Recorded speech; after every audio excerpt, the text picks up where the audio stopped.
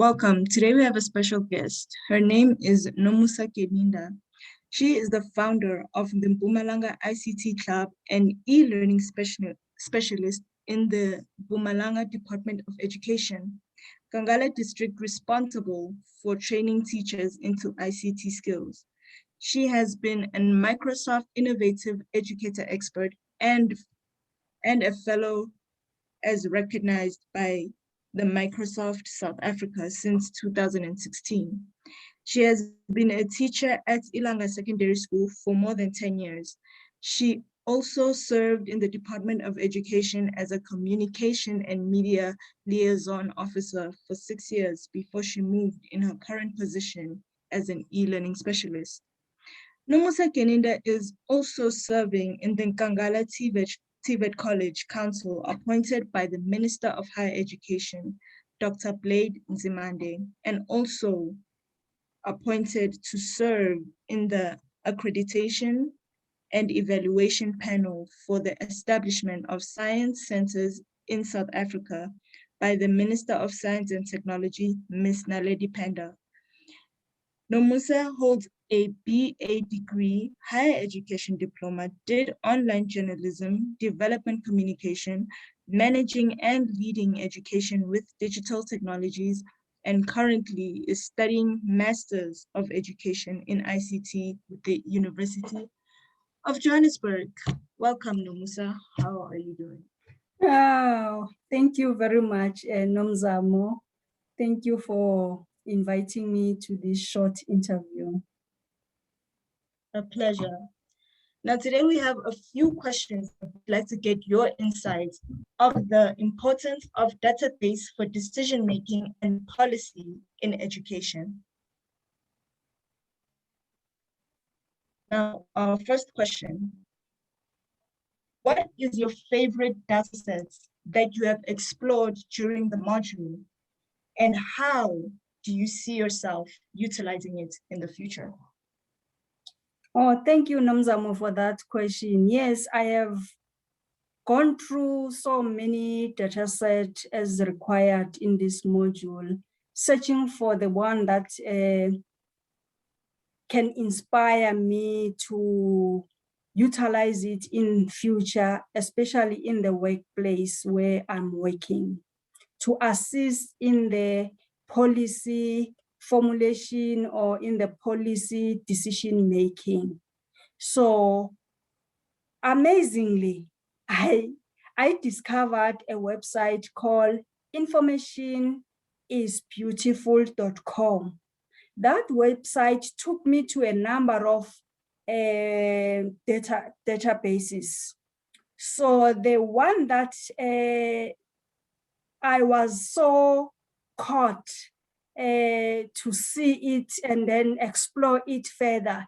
It's about the amount of information that we generate through social media platforms like Twitter, Facebook, Instagram.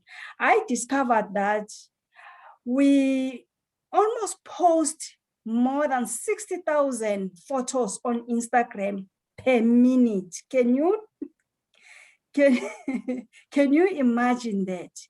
And I have also discovered in this data set that we scream like 100,000 of videos on Netflix. So you can see that for that particular data set, it tells us how much data are we collecting or are we putting out there in the internet. But what struck my mind, because I wanted to discover something that is linked to my workplace, and I was interested in one database that I also used during my module task, the database about the impact of COVID-19 in schooling. I wanted to discover what is the impact during the COVID-19 since last year, March till now. So I discovered an interactive map that shows almost global countries So I've selected Africa, and in Africa, I've selected South Africa and the Democratic Republic of Congo. So I wanted to compare how many learners, how many students were affected during school closures. And I have discovered, because my personal touch or my personal concern is about girls missing schools. So I wanted data that will tell me how many girls are missing schools during this period, and what is that affecting them so much. What is it that they are engaged when the schools are closed? So I got this database from the World Bank database. So I explored the interactive map, and then it told me that in South Africa, during school closures, half of the girls' population were missing out of the school. They were not in the school. And it is likely that most of these girls are vulnerable, and they can fall pregnant, they can be sexually abused, they can become even parent at a very early age. And there is also a likelihood that they cannot go back to school. That's where I fell in love with this data, that I want to use it as I visit school, as I conduct my training with the teachers and show them how they should be sensitive about girls' education because of the passion I have for girls. You know that I have a digital initiative that I engage girls on how they should behave through the positive personal brand theme. So not coding only, but we also engage on, social and challenges that are affecting girls as they grow up. So I want to see these girls coming back to school. So what I'm going to do with this data, and also to find out more from the school, how many girls are missing the school when the school returned back to normal. So I want to see whether before COVID-19, the girls were around, let's say, 80%, but now the girls are around 40% that have returned to school. So with that data at that particular time, I will be able to drive more activism around girls' education. Thank you. Thank you. Now, the next question is, which of the following sustainable development goals resonate with you, with your area of interest, and what did you discover in the various data sets about progress in this area? Yes, out of the 17 Sustainable Development Goals for 2030 agenda, what I'm interested in, and I'm always, I think I'm also contributing towards its progress, is goal number 5, which says, it says something about the promotion of women empowerment and girls too, empowerment of gender equality and women and girls. So, like I said, that I'm involved in this initiative that I've started in 2014. So this initiative makes me to be aware that girls are mostly affected when it comes to empowerment. So with this database that I've discovered here in South Africa a report that was published in 2018 by the Department of Planning and Monitoring in the Office of the Presidency. They are saying that almost there is something that they are doing as government for women empowerment. Like, for example, they've put a commission that deals with gender equity. That commission is also looking after the empowerment of women and looking at the rights of women and children. So we've got also a Ministry of Women and Children that are also there. So there is a lot of structures that are put in place, and policies are being also reviewed around the question of gender violence against women, you know, violation of children's rights, especially girls.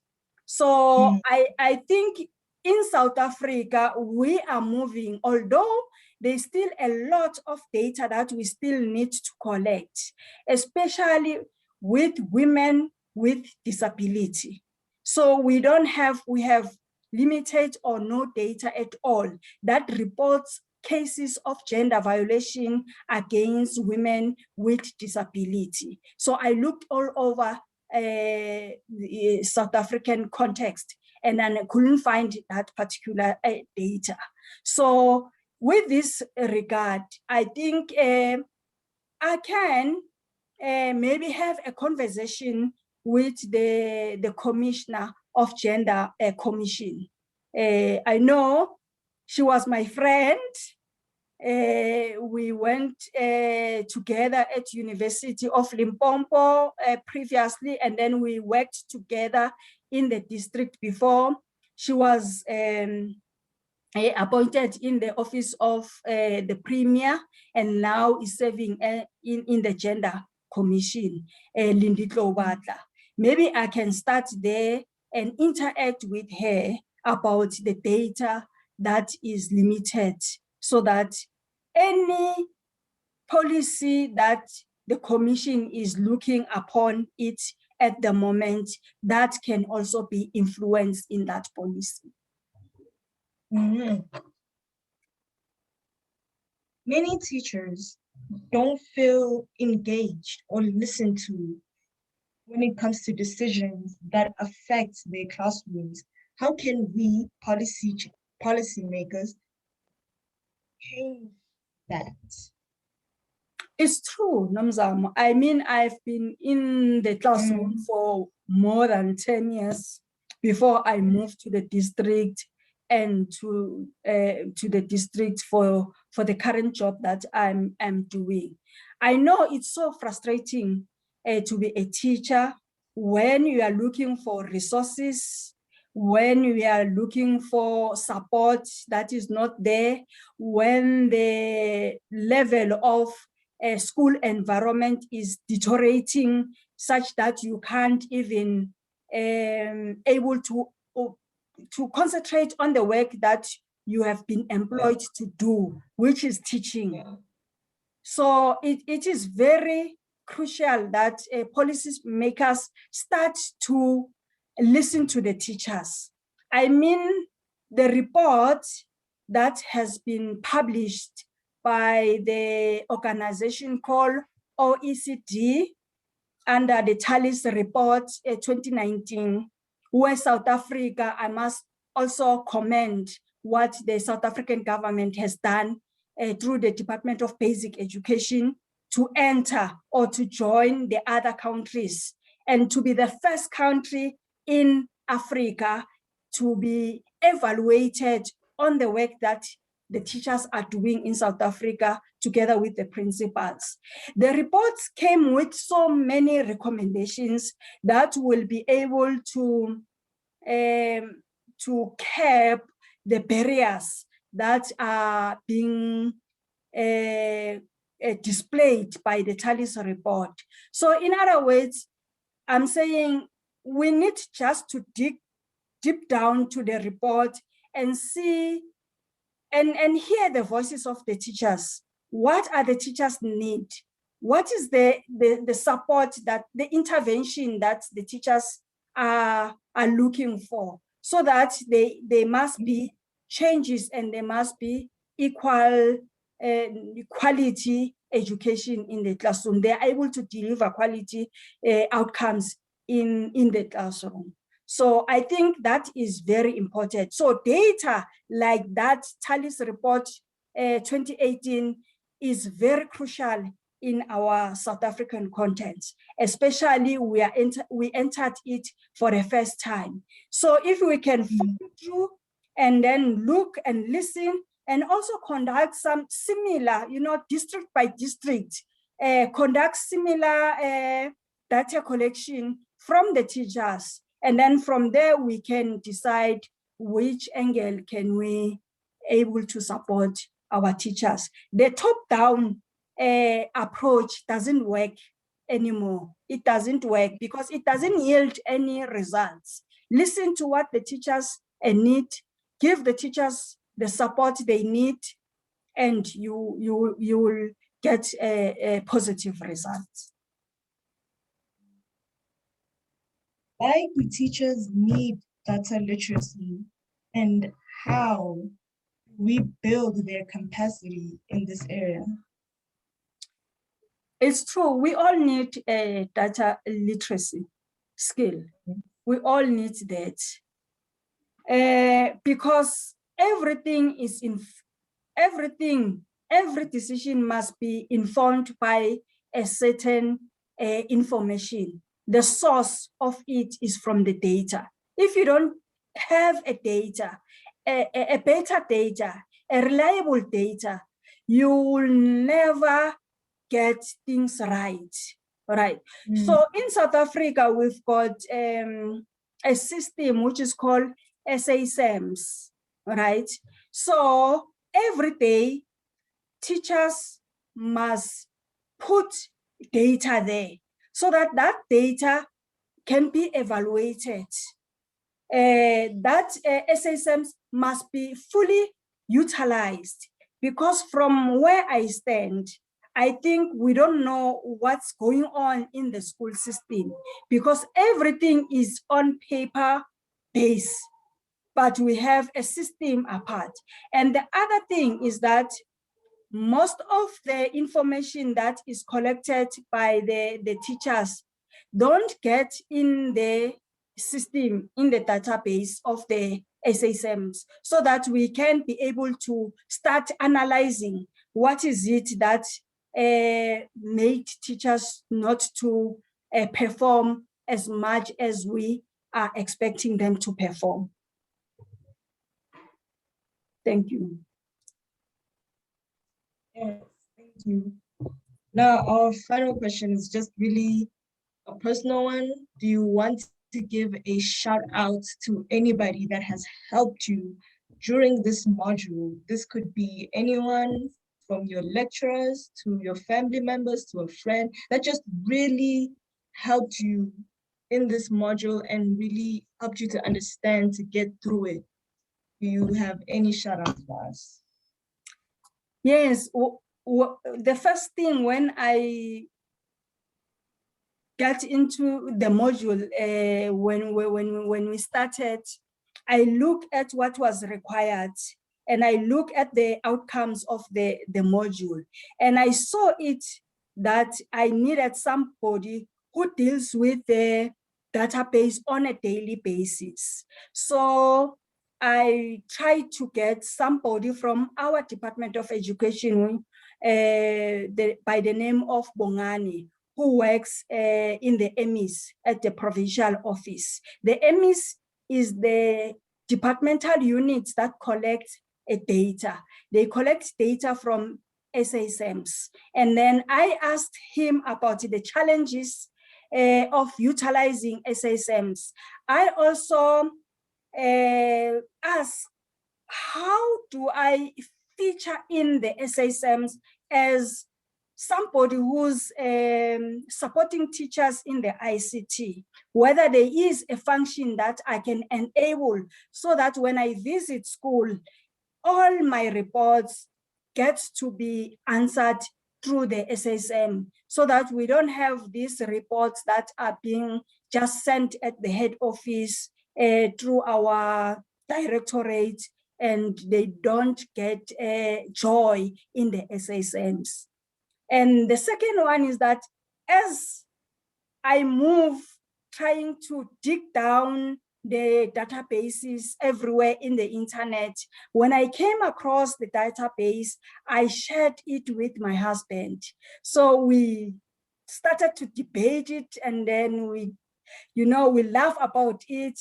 That's where I understood clearly what is expected from me from this module.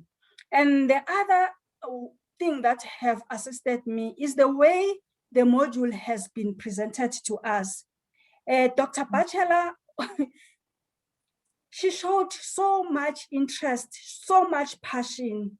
She presented it she tried almost to simplify every aspect of this module so that we get it better understanding about this module. So those are the people that I want to say, thank you very much, guys. And the others, of course, I've got friends, the community that we meet almost like Lisa and Joe.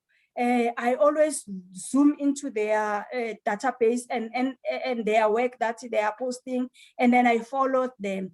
And then I get inspired, you see, what they are saying about their database that they have discovered, and they also respond to what I have discovered. And the other gentleman that I followed even on Twitter is Mr. Andries Kreschler. I'm not sure whether I'm spelling the surname correct, but Andries generated so many reports about the impact of COVID-19 that affects the school. So with that, I can say that Andries has made it very, very simple for me to be having this confidence to talk about data. And then I can go even public in the department, in our meetings, to talk about the data that influence our thinking, our decision, and our policy decisions. Thank you very much, Nomzamo. Thank you very much for being here with us to give us more insight and your perspective on the importance of data in decision-making and policy in education. Thank you for that. Thank you very much, Nomzamo. And thank you everyone who will be listening or watching this video. I'm sure you'll follow us on our Facebook page, Mpumalanga ICT Club, or you can follow me on Facebook page, Nomusa Keninda, and my Twitter handle is @Musa Keninda. Thank you very much, and bye-bye.